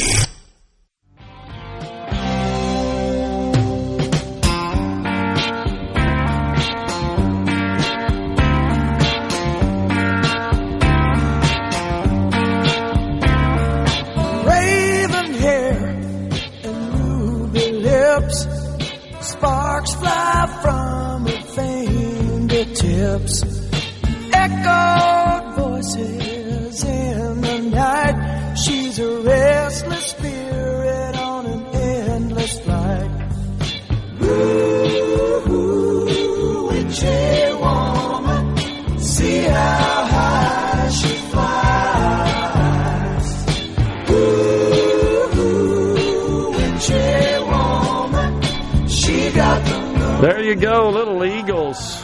I believe that was written by and sung by Don Henley, right, Rhino? I think so. His iconic voice. That's a good one there. Appreciate that. We're visiting with Dr. Dan Edney, State Health Officer in Mississippi. So you wanted to make sure that folks knew that the two policy matters that the governor has championed with respect to health care, you believe are really good for the state of Mississippi. Talk about that. I do, and I think they specifically will help us improve child health and help with the obesity issue. But number one, his executive order bringing back the presidential fitness test, which is a initiative of the administration, and it also helps us on our Rural Health Transformation Grant application to reactivate that, gives us more scoring points to draw down more dollars for that.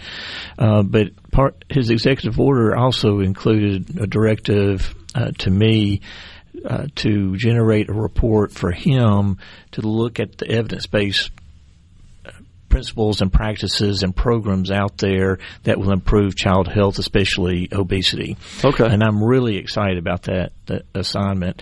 And what I was really pleased, he did it thoughtfully. So it wasn't just a reaction, administration wants it, so we'll do it, or the grant scores well if we do it, so we'll do it. I mean, he was looking at what's the right way to do it, and I was really impressed with that, and also a charge to Dr. Evans at the Department of Education to generate a report to help him with these matters. And then the SNAP waiver, I've been talking for 3 years that SNAP needs to be more like WIC. SNAP needs to be healthy food. And, and I understand the challenges. I grew up in a low-income family, but, incentivizing Kool-Aid and, high-calorie, low-nutritional value foods, it just is driving the obesity issue, with our children. So pivoting those benefits, having the same benefits, but being more selective and what they're able to purchase with those benefits, I think is going to be very, very helpful as we work towards reducing obesity rates in our children. The challenge is the food deserts. When there's not grocery stores, it is more of a challenge. But you're watching these DG markets popping up. Those are grocery stores. Okay. And you're seeing them everywhere, so that is helping us. Good. I think this is very doable, and again, the governor did it thoughtfully, didn't shoot from the hip on it, really looked at, is this something we need to do, and if we do, how does that waiver need to look? So those are two public health initiatives that I think are going to be very helpful. Okay. Well, that's good news. You answered the question before I asked it, which is, even though we ban some of these foods under the program, they're not the more healthy foods aren't always readily available based on the area of the state, right? Right.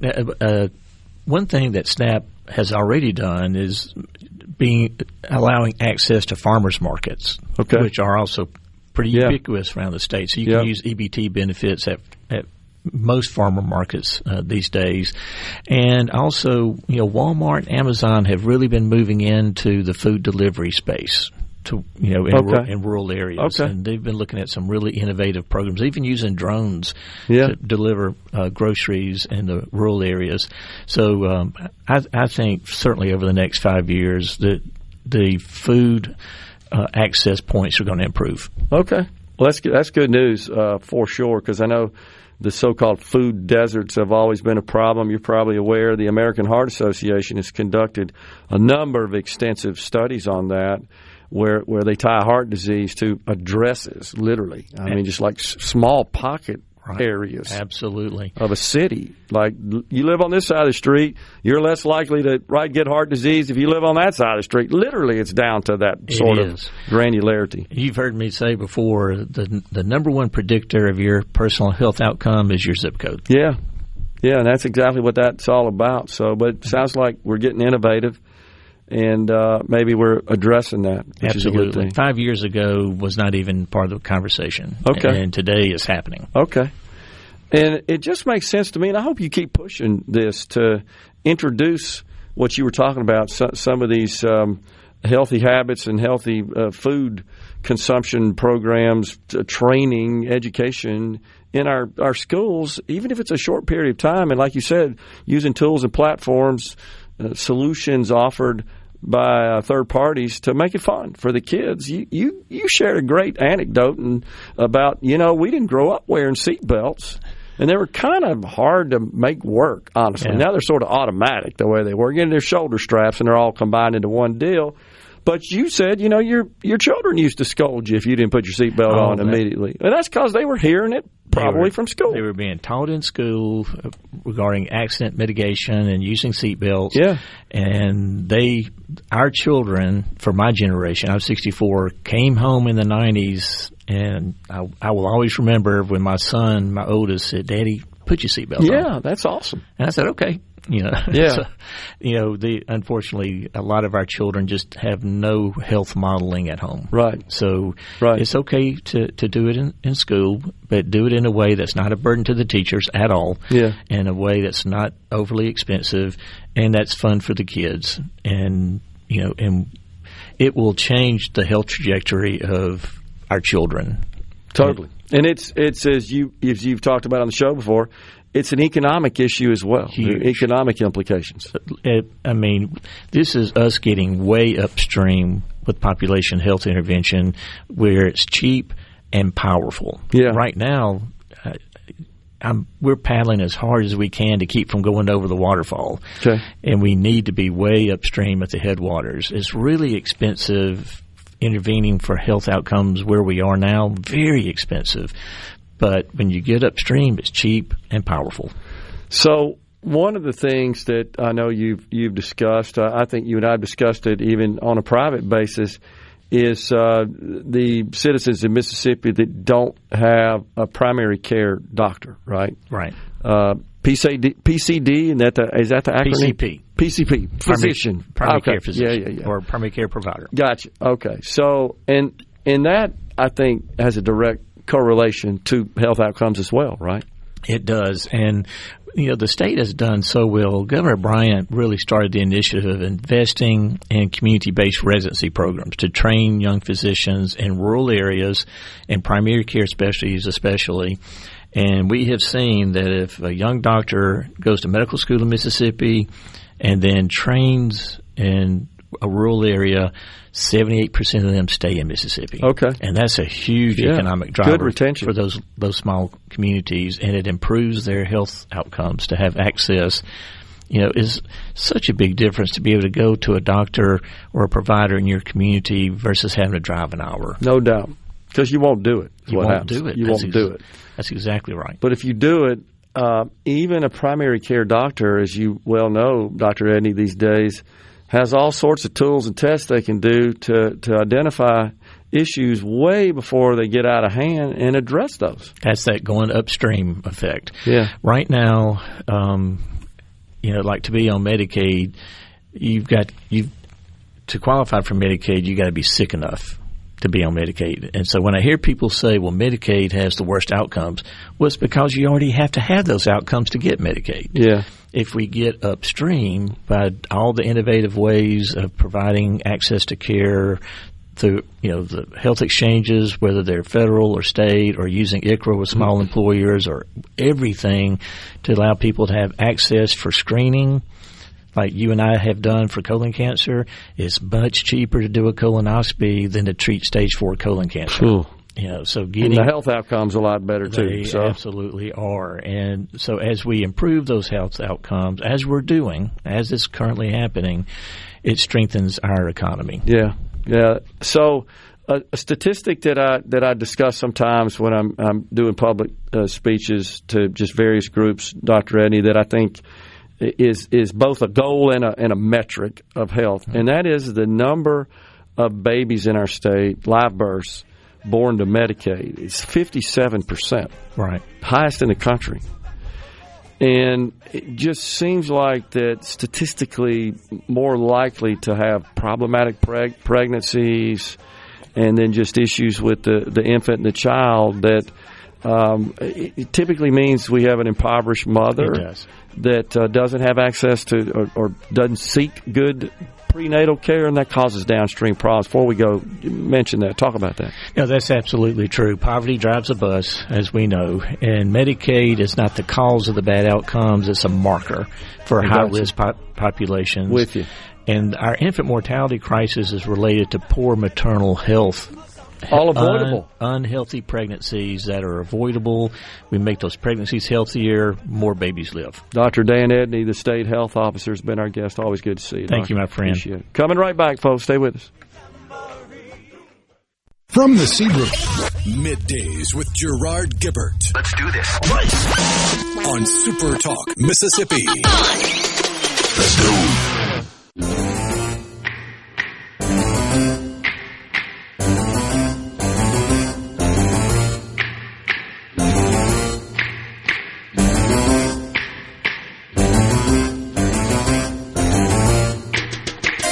They're creepy and they're kooky, mysterious and spooky. They're all together ooky, the Addams Family. Their house is a museum. When people come to see them, they really are a scream. The Addams Family. Neat. Sweet. Petite. So get a witch's shawl on, a broomstick you can crawl on. We're gonna pay a call on the Addams Family. We're back with you in the Element Wealth studio. Appreciate you for joining us today. Let's see. You ought to play Hey, Hey, We're the Monkeys on the C Spire text line. Yeah, it's MOKEES, though. That's awesome. What food will be banned on SNAP? This is a waiver the governor has applied for. A few other states have received such waivers. It's, Rhino, what, sugary drinks and high-carb snacks and that kind of junk food, that kind of stuff. Yeah, and some of the proponents actually do have or some of the opponents of the change do have a decent point, but I don't think that point is enough to really overturn it or override it. But I got you. The changes are being made based on data that is the last time the data collected on types of purchases from SNAP recipients was something like 2015 or 2016. So it's decade-old data. Oh, wow. But that data does show that SNAP recipients, the number 2 highest percentage of what they bought with SNAP was sugar-sweetened beverages. Yeah. Which I believe in that data was only 5th on those without SNAP benefits. Both sides, both SNAP and non-SNAP, spent the most on meat. But I believe it was SNAP recipients spent 19% of their total groceries on meat compared to something like 14% for those without SNAP. And then the next item down on the list for SNAP recipients was sugar-sweetened beverages. Makes sense, which are a huge contributor to obesity and poor health outcomes and can cause you, as Dr. Edney said, later in life to develop hypertension, diabetes, and those are expensive to treat and can cause all kinds of other side problems. But the opponents to the change say that, well, you don't have updated data, so why are you making changes on old data? Gosh. My point would be make the changes, do another survey, see what happens. So somebody said, or is it just soda? Is juice considered a sugar-sweetened beverage? I don't know. There literally is a detailed list, right, Rhino? I think that's the way SNAP benefits work, that there's a detailed list of what is available and what is not, as I recall, and what is banned, I should say. You've seen that before. And states have some control, I think, all the control over that once they get waivers from the federal government, what is eligible. And according to the National Institute of Health, a sugar-sweetened beverage is defined as any consumable, non-alcoholic, water-based beverage that has sugar added to it. Okay. There you go. Which does include a large swath of what you would call 100% fruit juices. Right. That are loaded with sugar. Yeah, I think that is the case. So remember this discussion came up when we did some deep diving into this with the bill passed by the legislature, enacted by the governor, signed by the governor last year, that eliminated the income tax because it pulled down the grocery sales tax. And remember, the big question was, okay, well, what items are subject to the reduction in the grocery sales tax? And our law says it's consistent with what's eligible for SNAP benefits. And so we started looking up, okay, what's eligible for SNAP benefits, and there's more probably explicit focus on what's not as far as being detailed, and that its list is extensive. There's lots of categories, lots of specifics, lots of details involved in that. Basically, SNAP, and before this waiver, covers anything that is edible that is not hot. Okay. Yeah. It's the simplest way to put it. Yeah. It cannot be used for prepared foods that are still hot. Right. But, say, for instance, in the grocery store where you have the deli and they have the chickens, currently, if they take that hot chicken and let it cool down and then put it in the cooler, it is now SNAP eligible. Yeah. Kathy from Tupelo says, I think if they would implement the physical education program back into school, the elementary school especially, we wouldn't have as much obesity as we do now. Growing up, we had physical education, and we might have some chubby kids, but we never had any obese kids. Yeah, I agree.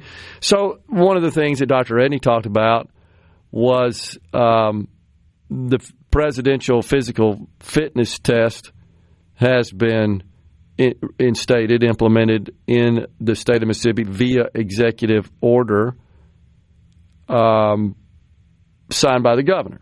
Now, that may stop short of what Kathy's talking about here. I agree with you, Kathy. I don't see why that's an issue. Seems like we ought to be doing that. Heck, I remember we couldn't wait for recess when I was growing up in elementary school and actually through even junior high, I think. There was a big push in the 90s and into the 2000s where more focus was, quote-unquote, needed in the classroom and less focus was needed for more enriching curriculum like physical education or art or music, the kind of periphery classes that weren't the core classes that you needed for your reading, writing, and arithmetic. Yeah. Because, and the argument in that was, well, music class is a really expensive endeavor because you have to buy these instruments and you have to have enough instruments for the whole class, or you got to have a wide variety of instruments to be able to teach it and this and that and the other. Art the same way. You got to have so many different supplies to teach so many different ways of art and stuff. And PE, you had the whole, well, I got a note from my parents saying I don't have to participate, but I still want to get the top grade, and that became the majority of classes. Yeah. Yeah. I'm for it, just to let you know, Kathy, and everybody else for that matter, that, yeah, I think it's really a concern. It's worrisome that we've got obese kids, and they shouldn't be. And I think what it also indicates, something we talked about a lot, is we just don't have the home environments that we should, be they two-parent family or single-parent family, that it's stuff that you feel like should be taught at home and impressed upon and instilled on a child at home is not happening. And one of those, of course, is you just can't fill a kid up with a lot of times it's laziness on the part of the parents, right? Here, have a Coke, have a moon pie, whatever, I don't know, and then just go away kind of deal. You're getting some nutrition, but it's not good for you. It doesn't mean you can't splurge and do that sometimes, right? Everything, I think, has to be considered in moderation. And the other thing is, kick the kid out, get off the phone, go play, go run. Go exercise. And I don't think we do that enough. Well, just to be a bit of devil's advocate and take up for the kids here is, okay. I don't know if your generation still had showers after PE. My generation didn't. So if you had a physical education class in your day, you were just going to be sitting in the rest of your classes sweaty and stinky for the rest of the day, every single day after PE. Yes, so we did have showers after PE, and I will tell you, to your point, I remember a kid in my high school, in my class, that didn't like to take a shower, and a couple of us had class with him, and we sat by him, and we'd push his butt in the shower and wash him to avoid exactly what you're talking about. Whereas when I was coming up, we didn't have showers after PE. We barely had time in the allotted schedule to get changed out of PE clothes and back into normal clothes and get to class. You're right. That's a problem. Nobody wants to smell your stinky sweat, odorous body when you get done with PE and you're sitting next to them in a classroom and it reeks. I agree. Yeah, we had showers with soap, community showers. Do they still do that? I think it was like, as I recall, the room, just recalling it from memory, like had 8 shower heads in it in a room a little smaller than this studio. Half the size of the studio that I'm in right now, I guess. But literally, we did have a kid that just didn't want to shower. He was modest. And we'd push his butt in the shower. We'd pull his clothes off and push him in the shower. and like stand over him while he used the soap to wash himself. Oh, man, I'm telling on my... They would call that bullying nowadays. I know, they would. But you know what? We didn't want to smell his butt when we got in the class. We didn't hurt him. We just gave him a shower. It's okay. Ricky in Aberdeen says, we have 24 hours of deodorant now. Yeah, but that's your pits. Yeah, he did. The rest of your body gets sweaty and stinky. That's true. With the laughing emoji. There are some parts of the body you don't need to be putting the deodorant on. We got the final segment on this Halloween coming up next. Stay with you.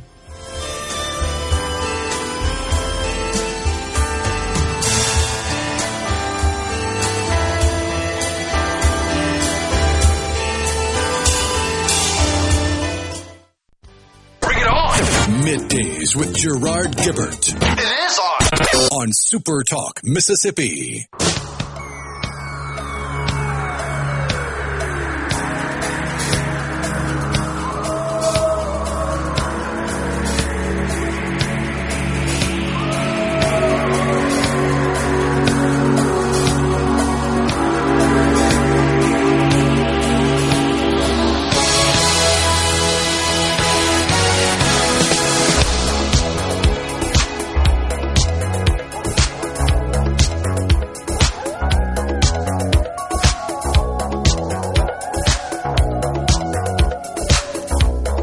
That's a good one to end it on. I like it.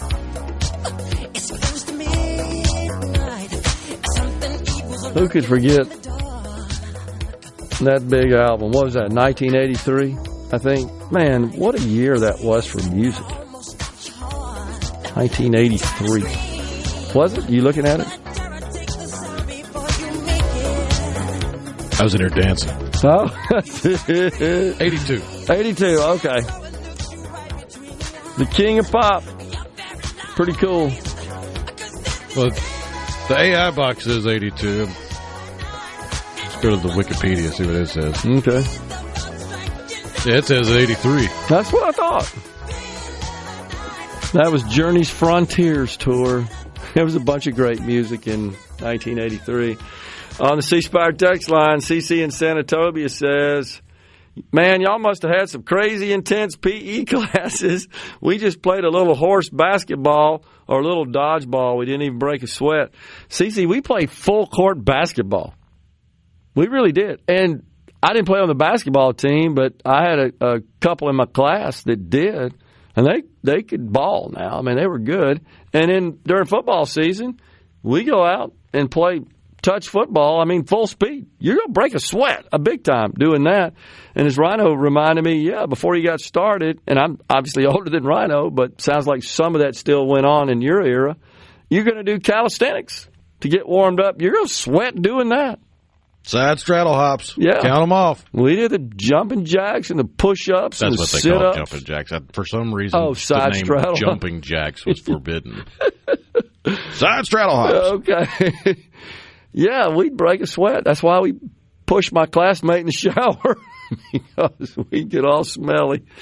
Man, oh man, on the C-Spire text line. That video absolutely scared me beyond belief as a kid.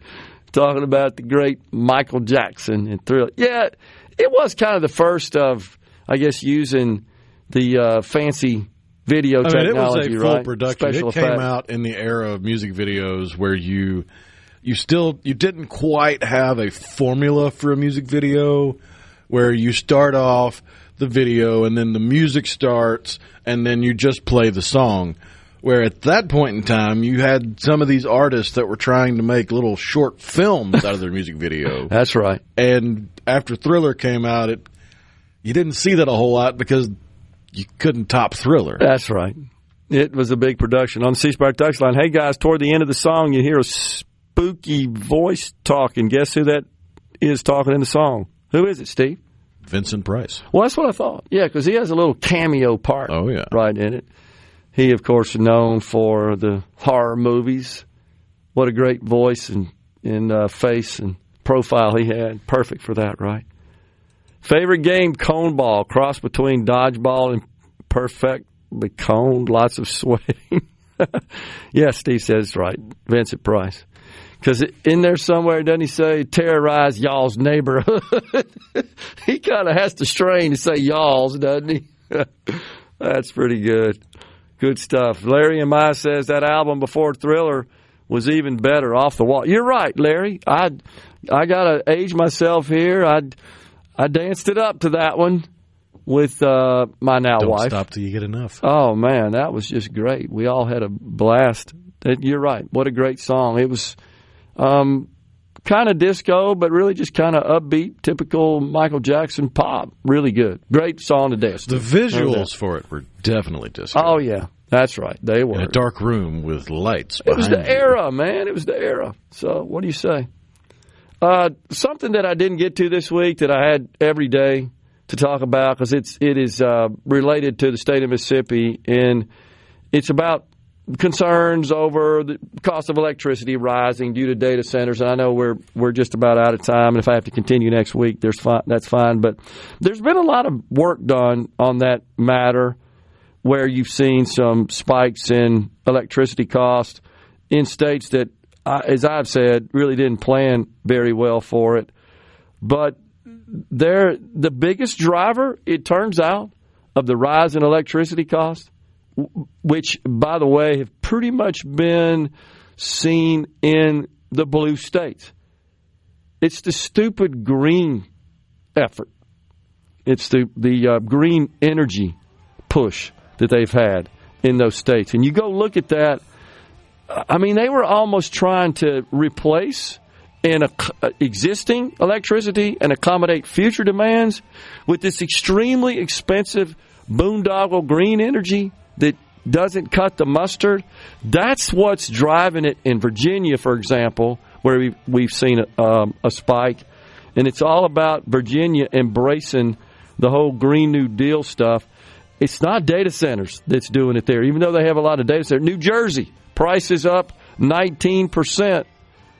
And guess what? There are really not any data centers in New Jersey to speak of like they are in some of the other states.